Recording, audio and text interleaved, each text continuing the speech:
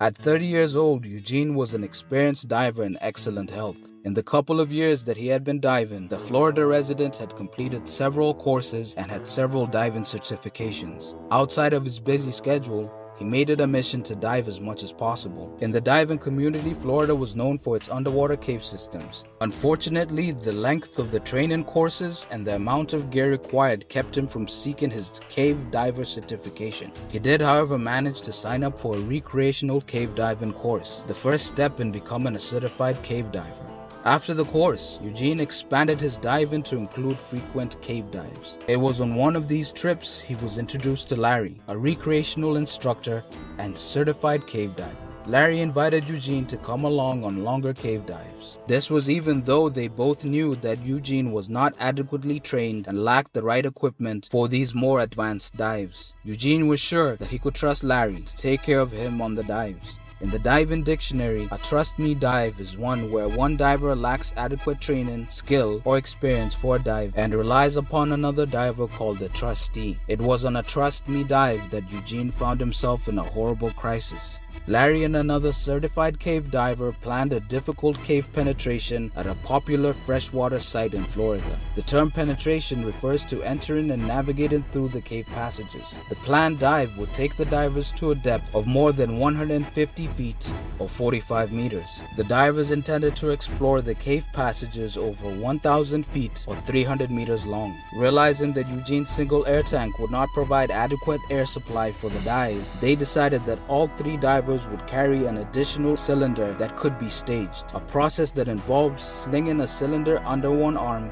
and attaching it to the diver's gear. The stage tank is then either carried through the dive or dropped in a secure location to be picked up as the divers return to it as they exit. In addition to the stage tank, each of the certified cave divers would wear twin back-mounted tanks, leaving the uncertified and least experienced diver with the smallest air supply. With this dive plan in place, the three prepared for the dive. It was a cool morning. The divers found themselves in a serene, natural setting. The air was crisp, and the morning light filtered through the leaves of towering trees. The forest floor was covered in a carpet of fallen leaves and pine needles. As they hiked through the wooden terrain, the scent of damp earth and pine resin filled the air. The crunch of twigs and leaves underfoot accompanied them on their journey. They reached the spring basin, a circular pool of crystal clear water fed by an underground spring. Its surface rippled gently, reflecting the surrounding greenery. The basin marked the entrance to the cave system. The divers paused at the edge of the basin, their breath visible in the cool air. They adjusted their gear, wetsuits, buoyancy control devices, and weight belts. Each diver meticulously inspected their equipment, regulators, dive computers, and lights. They ensured that everything was functioning properly. The sound of zippers and buckles echoed as they secured their gear.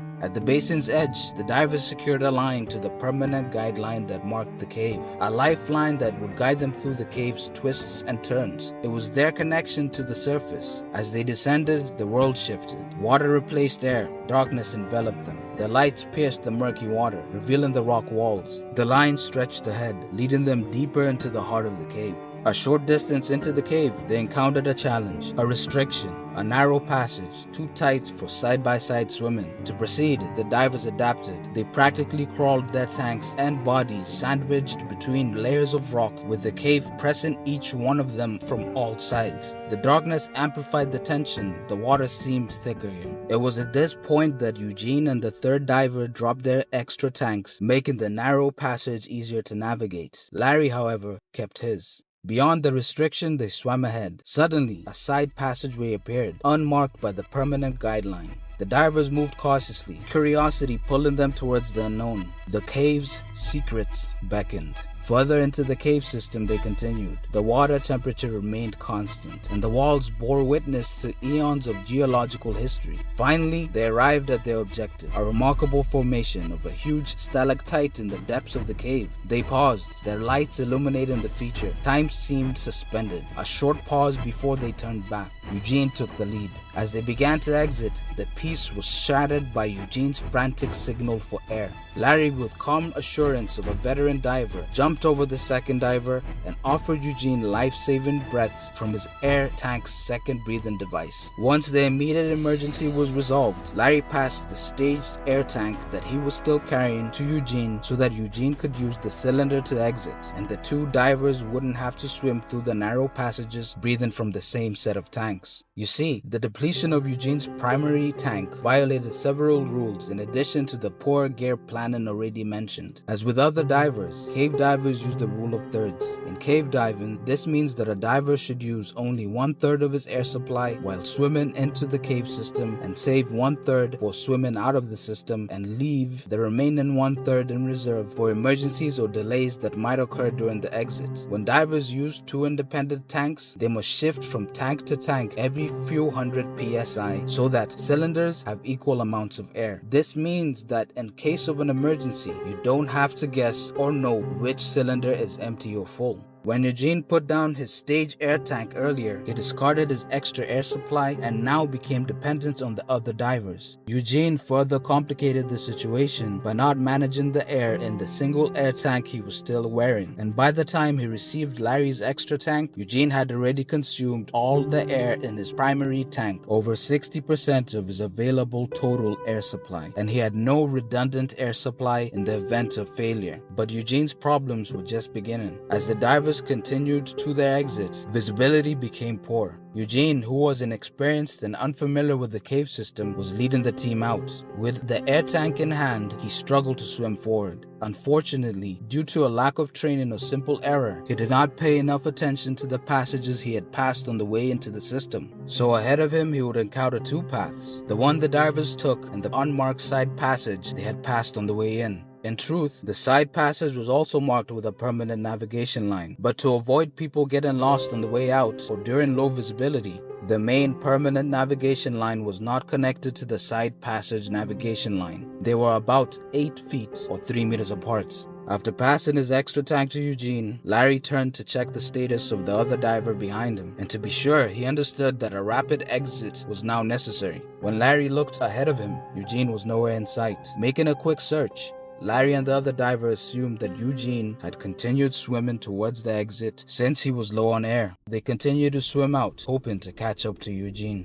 Eugene was confused. The passageway didn't look familiar. Visibility seemed more restricted, which he thought was causing his disorientation. Eugene was anxious now. His breathing rates accelerated. Swimming with air cylinder in hand was uncomfortable and unfamiliar. It threw his balance off and made every move forward seem like a chore, further adding to his level of exertion and his air use. His pressure gauge was dipping dangerously into the red, increasing his anxiety.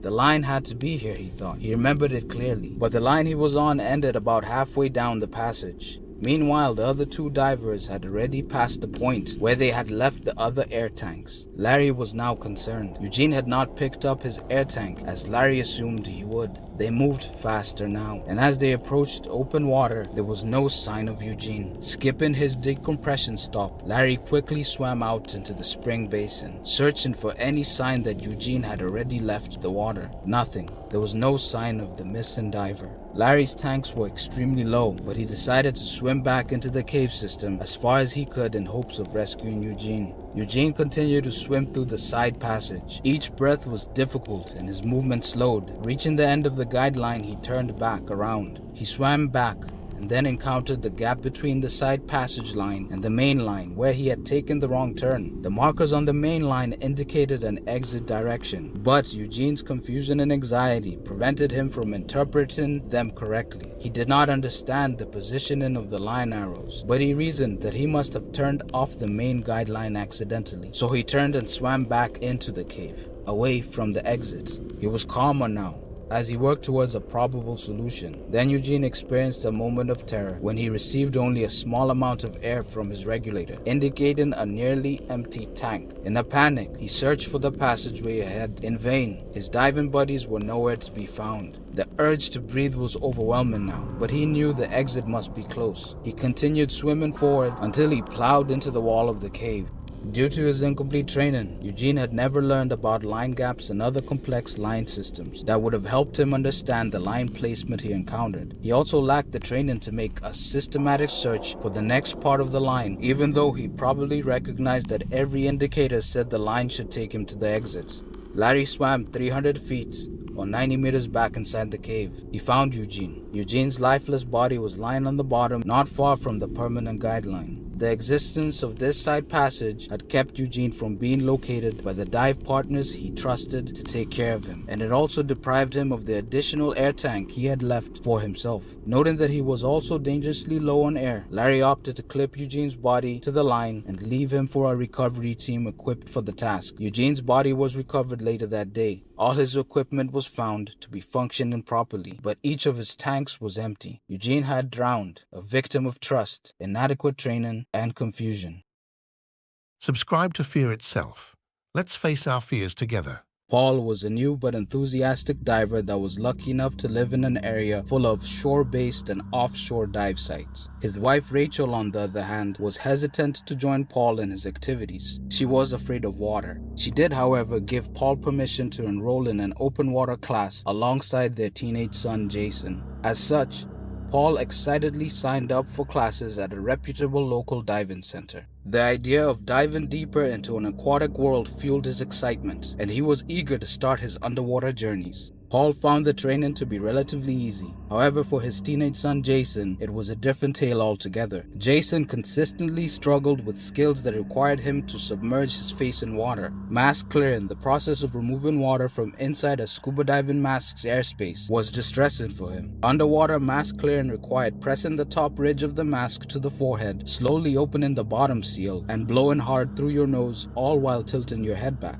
Despite his dad's encouragement, Jason, in true teenage fashion, questioned the relevance of mastering mask clearing techniques. After all, he reasoned, he would never intentionally remove his mask underwater. The instructor exhibited remarkable patience, working tirelessly with Jason during pool sessions and academic training until he made progress. But the real challenge lay in open water checkout dives. Checkout dives being the final step in becoming a certified scuba diver. During these dives, divers demonstrate their mastery of essential skills in real-world conditions, ensuring they're ready for independent underwater adventures. Jason struggled with confidence, requiring multiple repeat classes during the first two open water checkout dives. To make things worse, he had to deal with seasickness, especially when the boat bounced up and down when anchored on the water. Yet even in the moments when Jason wanted to quit, his dad Paul remained determined to push him to continue. On that second day of diving, Jason didn't accompany his father to the diving site, using illness as an excuse. Jason ended up not completing the last two dives. This meant that Jason was not certified, and over the next few months, Paul attempted to reschedule Jason's final dives, but a busy schedule and life events always seemed to get in the way. Despite the setbacks,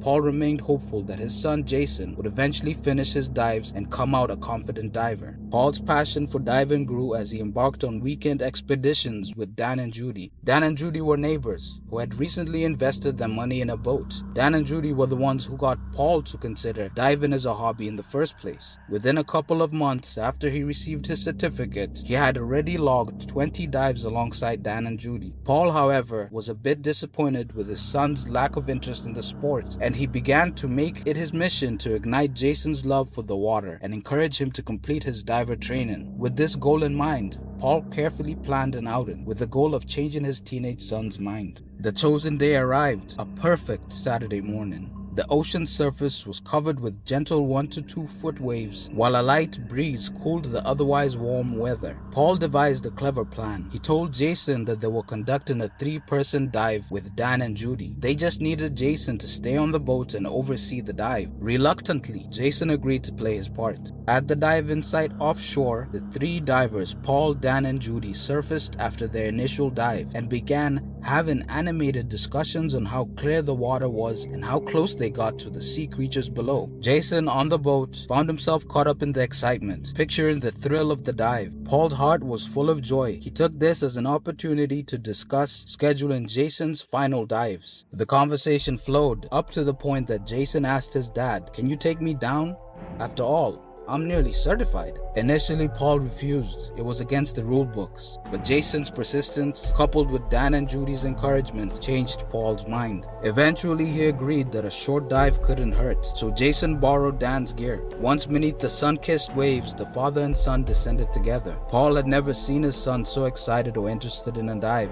Paul and Jason embarked on a carefully planned underwater adventure. Their mission, a 30-minute dive, no deeper than 50 feet or 15 meters. An agreement was made. If Jason experienced any issues, they would immediately surface. With visible anticipation, they slipped into the water, their fins skimming the surface alongside the boat. Then, as if diving into a secret realm, they descended. Jason, equipped in borrowed gear and an air tank, felt the thrill of being submerged. The feeling of weightlessness swallowed him. It was a sensation that he had never truly experienced before. As they swam downward toward the boat's anchor, securely attached to the rocks below, Jason's eyes widened. The underwater world appeared before him, a tapestry of colors, shapes, and life. His heart raced as he saw fascinating sea creatures darted through the cracks, crevices, and in the distance of the water.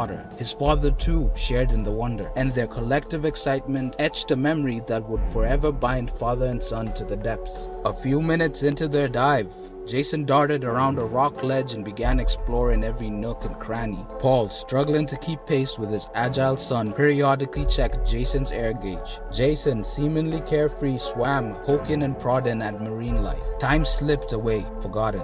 Urging Jason to slow down, Paul finally located a deep crevice in the rock ledge that was filled with small shellfish and darting fish. Jason kneeled on the ledge, fascinated by this new discovery. He watched, then he poked and prodded and attempted to catch the passing fish, losing all track of time or any other concerns. Time passed, and then Paul swam up to Jason and signaled to him several times. Paul was pointing at his own gauge, having a hard time getting Jason's attention. When Jason finally noticed his dad signaling, Jason looked at his own gauge, and since his air levels were fine, he turned back to the rock and continued what he was doing. Moments later, his father frantically shook him. It was then that Jason looked at his dad's gauge and noticed that the needle had dipped dangerously into the red zone. Paul signaled anxiously that they should ascend. Jason immediately took off for the surface. As an afterthought, he paused at about 10 feet or 3 meters below the water surface, remembering that they were to make a short safety stop at 15 feet or 5 meters. Looking back down, he saw his father, in a panic, waving his arms. Jason mistook his signals as an indicator to go on to the surface. He reached the surface of the water and began immediately looking around for his dad. He was only 30 feet or 9 meters from the boat. His dad didn't surface. Putting his face underwater, Jason finally spotted Paul right below his own fins. Paul's arm was extended. He looked like he was swimming upwards, but for some reason, Paul was dropping back towards the bottom instead. Stunned, Jason had no idea what to do. Popping his head above the surface, he spit the regulator from his mouth and began screaming for assistance from the boat. Thinking that Jason was in trouble, Dan dove into the water and grabbed Jason and started towing him back to the boat, all while Paul sank to the bottom, no air in his tank. Time was being wasted. Halfway to the boat, Jason was finally able to communicate to Dan that it was Paul who was actually in trouble underwater. Judy, who was still on the boat, threw a buoyancy control device with an air tank and a breathing device into the water. She then handed Dan fins and a mask. Jason was directed to get out of the water immediately, and Dan dove down for Paul. It was not long till Paul was found. He was lying motionless and not breathing at the bottom of the ocean. Dragging the limp body back to the surface, Dan screamed for assistance. Judy called the Coast Guard while Dan stripped off Paul's diving suit, and the three dragged him onto the boat. They also took time to drag the gear on board. Paul was not breathing and he had no pulse. Judy began chest compressions to circulate oxygenated blood and rescue breaths to provide oxygen as the boat sped back towards the nearest harbor. Over the sound of the boat, Jason screamed for an oxygen tank that could help with the CPR, but there was none. To help Jason's nerves, Dan gave him a series of tasks to keep his mind occupied. Meanwhile, on the deck of the boat, Judy continued to perform CPR as best as she could on the unsteady boat. Then Paul coughed, expelling some water from his lungs. To everyone's relief, he even began breathing on his own. Still, he was unresponsive. When the boat reached the dock, an ambulance was waiting. Loaded onto the stretcher, Paul was hurriedly taken to a local hospital. At the hospital, still unconscious, doctors made the decision to put Paul in a recompression chamber. While the obvious diagnosis for Paul's injury was drowning, the emergency physician treating Paul also realized that Paul might be dealing with a hyperbaric injury. This injury could be due to the formation of small bubbles in body tissues when a diver ascends too quickly after being exposed to increased pressure, such as after diving. Paul could also have an arterial gas embolism, where large bubbles enter the bloodstream, potentially blocking blood vessels and causing tissue damage. Either way, both conditions required prompt attention and specialized treatment, often involving recompression in a hyperbaric chamber to reduce bubble volume and restore normal function. Lacking any other method of treatment, it was decided that recompression therapy was the best option. Paul was placed in a cylindrical metal tube large enough to hold one person, equipped with an access hatch that retains its seal under high pressure, with air and oxygen being pumped in. The chamber was set to mimic a depth of 60 feet or 18 meters, and over the course of the 6-hour treatment, the pressure in the chamber was slowly reduced. Halfway through the treatment, it was mimicking a depth of 30 feet or 9 meters, and finally at the end of the treatment, it would be at 0. Paul, however, did not make it to the end of the treatment. Despite the doctor's best efforts, Paul's heart stopped beating. It was restarted a few times, but eventually he could no longer be revived. An autopsy later showed that Paul died from lack of oxygen, indicating that his regulator had stayed in his mouth after he was unconscious. The absence of any significant amount of water in his lungs indicated that he was not a true drowning victim. He showed no signs of any other diving injuries or medical conditions. Jason had misunderstood his dad's signaling. When Paul had initially signaled to Jason while pointing at his own gauge, Paul's air was low. Paul must have been so absorbed with Jason's well-being that he probably did not monitor his own air supply. Jason had more than enough air to supply both of them. If only he had known, he could have grabbed his dad and quickly ascended to the surface. If you enjoyed, like and subscribe.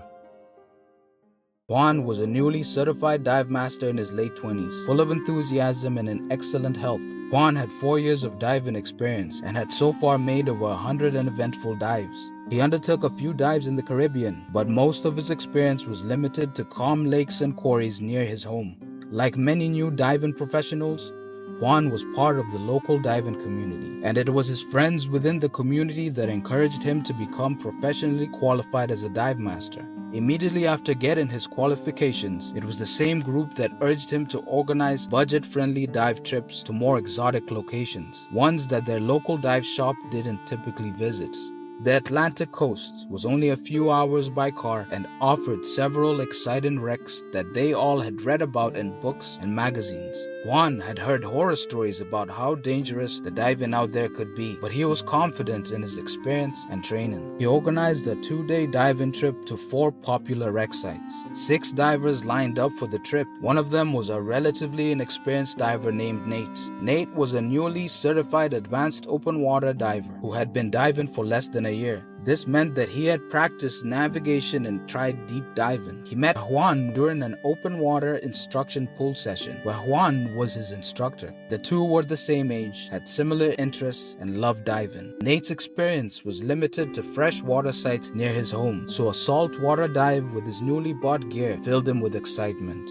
The remaining 5 divers of the group ages ranged from 25 to 40 years. All had more experience than Nate. Most had done several trips to tropical destinations like the Florida Keys and the Bahamas, but none had been to the Atlantic. Since Nate was the only diver in the group with no ocean diving experience, he was slightly teased on the long road trip to the coast by his friends. By the time they arrived at their destination, he was determined to prove himself and impress his fellow dive buddies. The next morning at 6 a.m., the group of sleepy divers arrived at the dock, got their tanks, and began assembling their gear. They departed at 6:30. The boat was larger than they expected, and they were surprised to find another group nearly twice as large as their own already settled on the boat. The crew was impressive, attentive to safety, and efficient. The boat was well maintained. However, when the crew began telling them about the dives, Juan felt that the crew was too cautious. The dive plan they suggested was too careful, and the crew kept emphasizing how dangerous the dive could be. The boat trip out into the Atlantic was an endurance test. The rhythmic sway of the vessel, like a cradle cradle rocked by the ocean's lullaby, had Juan and 3 other divers clutching the railings. Their faces, once eager and sun-kissed, were now seasick. The horizon stretched infinitely, merging the blue sky with the dark blue waters below. As the boat cut through the waves, their anticipation grew. The first wreck site awaited them 100 feet below them, an ancient vessel swallowed by time and salt. Its secrets lay hidden beneath the surface, a tantalizing puzzle waiting to be unraveled. The Atlantic Ocean, vast and mysterious, cradled this relic in its watery embrace. The sun, a golden disk, cast shimmering pathways across the waves. The air tasted of salt and adventure. The divers adjusted their gear, their breaths held in anticipation. The boat bobbed gently, guarding the threshold between 2 worlds, the borean above and the mysterious depths below. In the middle of the beautiful Atlantic Ocean, the water sparkled, blue and green. Beneath the surface, schools of fish darted like living jewels. The wreck, a skeleton of rusted metal, beckoned, a silent song promising glimpses of history and wonder. As they prepared to descend, the divers exchanged glances. Juan's group was disappointed when the captain advised that the divers should limit their time spent at the bottom of the ocean at 100 feet or 30 meters below to a maximum of 15 minutes. In addition, the procedure the captain suggested for getting back on the boat was different than what they had learned, and still a little bit too cautious. Juan's group paired off into pairs of 2 and entered the water, descending the ship's anchor line. Paired off into diving buddy teams of 2, they entered the water, descending the anchor line slowly on what seemed to be a very deep dive. Nate had barely reached the wreck when he was surprised to see his gauge dipping below 1,000 psi. This meant he was left with only 1/3 of his air supply only 8 minutes into the dive. He knew he was going to catch a lot of jokes for being the first diver back on board, but he followed the rules, signaling his buddy, and they both ascended the anchor line. They completed their safety stop at 15 feet or 5 meters for 3 minutes and climbed back on board. Nate's diving buddy looked at him in disappointment as he climbed back on board with more than half a tank of air left. As expected, Nate was immediately the end of good-natured and not-so-good-natured comments and jokes. The second dive of the day was in much shallower water and was much less eventful than the first. They finished for the day. The next morning, the dive group was back at the docks for another long boat ride to a wreck. This wreck was 120 feet, or 36 meters deep, in an area known for strong currents. Nate was now known as the record holder for making the shortest dive in history and teased for sucking air like a vacuum cleaner. Each comment just made him more determined to do better on the next dive. By 10 a.m., the boat was at the scene of the wreck and the group of divers received the captain's cautious dive plan. On several occasions, he warned the divers to manage the air supply carefully. They needed more than enough air to ascend, and they were warned of the danger of being swept further offshore by the powerful currents underwater. After the success of yesterday's dive, Juan was overconfident and even more critical of the captain. He told his group members that the captain was taken away from the fun of the dive. Today, the water was a bit more unstable than the day before. Most of the divers were fighting off seasickness as they quickly geared up for the dive. 1 and 2 divers entered the water first and immediately descended to the wreck. The ship's anchor would be used to descend and ascend down and up from the wreck. The anchor line led to the front of the underwater shipwreck. Nate's buddy from the previous day was now paired with someone else. Still teasing Nate and his new buddy were the last to enter the water since their dive would be short anyway.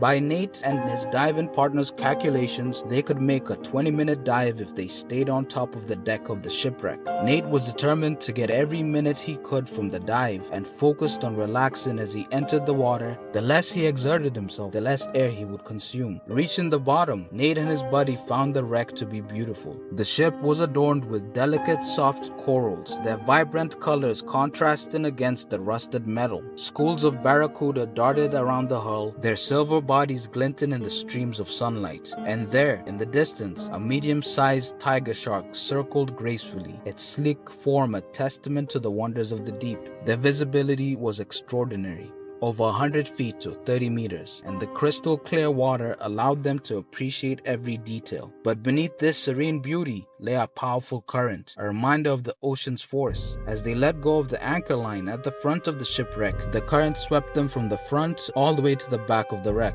They began exploring every nook and cranny, swimming further into the ship's holds and openings than they should have. About 10 minutes into the dive, Nate was devastated to see his gauge was already dipping below 1,500 psi. He had about half a tank remaining. His new dive buddy stared at him in disbelief as Nate signaled that they needed to return to the anchor line. What could he do? Nate's partner gave the thumbs up and they both began slowly moving towards their scent line. As they swam back towards the front of the ship along the side of the wreck, the sand tiger they had seen in the distance swam up close behind them. They were fearfully excited as they watched the beautiful gray creature move back and forth along the wreck. But remembering Nate's low air supply, Nate's dive partner signaled it was time to move and continued swimming to the front of the wreck, where the anchor line was. But Nate was not following. He must have missed the signal. A few moments later, Nate began having difficulty breathing. It felt like he was sucking a thick milkshake through a really small straw. He turned around in panic. His dive buddy was nowhere in sight.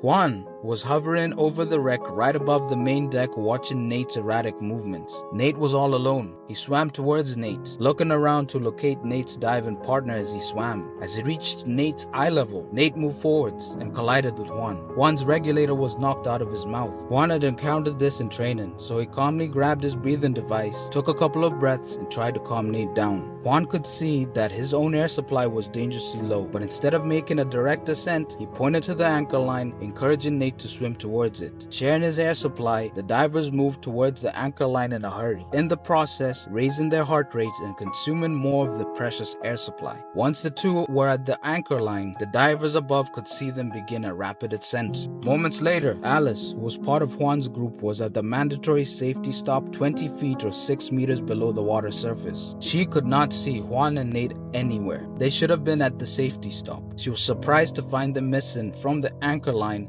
when she glanced back down to the wreck. From her position, she could see the entire front part of the wreck, but could not see Nate with his distinctive yellow fins. Concerned, she skipped the last few minutes of a 5-minute safety stop to signal the boat crew for help. Alice delivered the information to the first mate. Two divers who were sharing air on their way up had disappeared somewhere between the wreck and the surface. It was only a minute later that the first mate quickly wore his mask, fins, and scuba suit, jumping directly off the boat into the water and dropping like a stone to the wreck below. He circled the shipwreck once. Nothing. Then, on his second time around, he caught a glimpse of the two. They were at the sandy bottom at the back end of the ship. They had been pushed back by the current. Nate and Juan were both unresponsive, not breathing. Juan's breathing device was still tightly in his mouth, but Nate's mouth was empty. It was obvious that he had inhaled seawater. The first mate had to make a quick decision. Against the heavy water current, he could only tow one diver at a time to the anchor line. He left Nate on the sandy ocean floor. He dragged Juan back towards the wreck and began swimming up as he swam towards the anchor line. On the surface, he inflated Juan's buoyancy control device and passed him off to the divers on the boat. He checked his gauges and immediately made a rapid descent down for Nate. The divers pulled Juan onto the boat and began CPR as the captain notified the Coast Guard station of the situation. While swimming to the bottom of the ocean, the first mate had lost sight of Nate. It was only when he swam closer to the back of the shipwreck that he saw Nate, who had been pushed back a further 15 feet or 5 meters from the back of the shipwreck by the current. The first mate dragged Nate back to the wreck. The diver checked his gauge. He was now extremely low on air himself. Nate had not been breathing for the past 10 minutes. There was no time. The first mate inflated Nate's buoyancy control device, sending Nate to the surface. He then pulled himself along the wreck to the anchor line and ascended at a slow and safe pace. Nate's body broke the surface just behind the charter boat, and one of the divers with a towing line from the boat swam out and grabbed him before he drifted away. Nate was hauled aboard by the tow line. Updating the Coast Guard, they decided against an at-sea rescue. The captain was directed to continue CPR and get to the Coast Guard station as fast as possible. Neither Nate nor Juan would survive. Most diving deaths are initiated long before the diver enters the water. With a bad decision, a poor plan, or some other lack of preparation. It is rare that one decision or one mishap leads to a serious accident. It is usually a cascading effect. In this case, two different divers, one of them a certified but inexperienced professional, made a series of bad judgment calls.